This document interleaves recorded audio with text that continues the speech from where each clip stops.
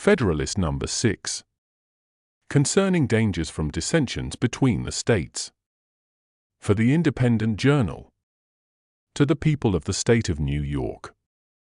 The 3 last numbers of this paper have been dedicated to an enumeration of the dangers to which we should be exposed, in a state of disunion, from the arms and arts of foreign nations.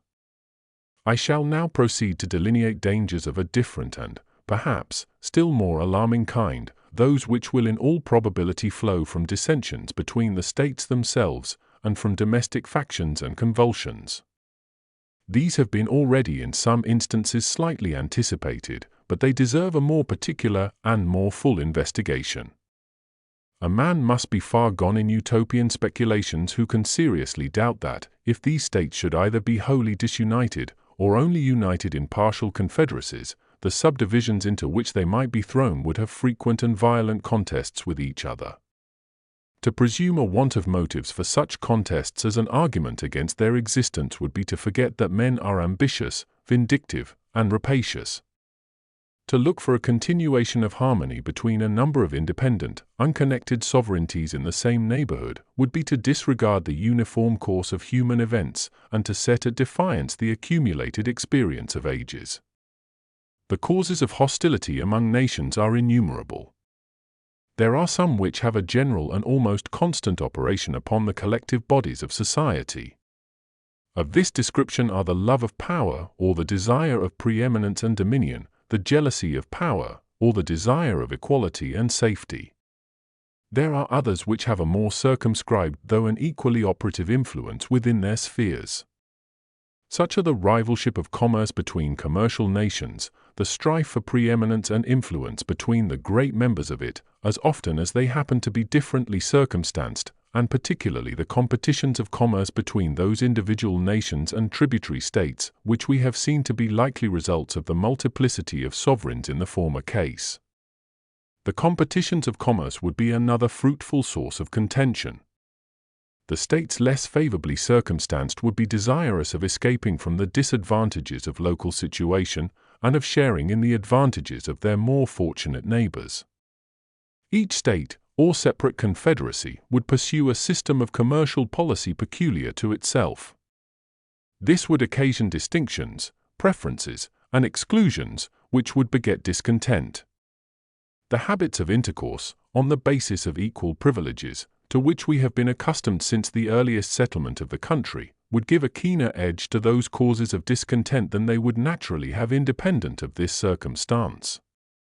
We should be ready to denominate injuries those things which were in reality the justifiable acts of independent sovereignties consulting a distinct interest.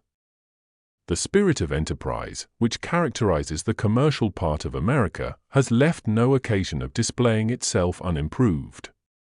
It is not at all probable that this unbridled spirit would pay much respect to those regulations of trade by which particular states might endeavor to secure exclusive benefits to their own citizens.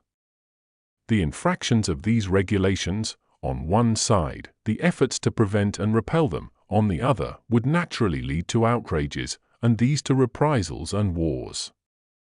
The opportunities which some states would have of rendering others tributary to them by commercial regulations would be impatiently submitted to by the tributary states. The relative situation of New York, Connecticut, and New Jersey would afford an example of this kind. New York, from the necessities of revenue, must lay duties on her importations. A great part of these duties must be paid by the inhabitants of the 2 other states in the capacity of consumers of what we import. New York would neither be willing nor able to forego this advantage. Her citizens would not consent that a duty paid by them should be remitted in favor of the citizens of her neighbors, nor would it be practicable, if they were willing. The desires of each state, it may be a simple desire, would have a powerful influence. In the foregoing review of the Confederation I have taken more notice of the errors which have been committed than of the good which has been done. I have dwelt upon the deficiencies of the system, not upon the admirable rules with which, under circumstances the most unpromising, it has been able to provide for the happiness and protection of its members, and for the rights and satisfaction of their enemies.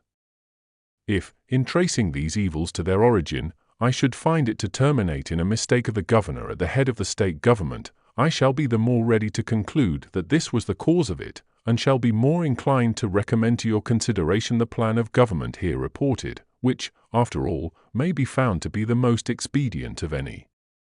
Publius.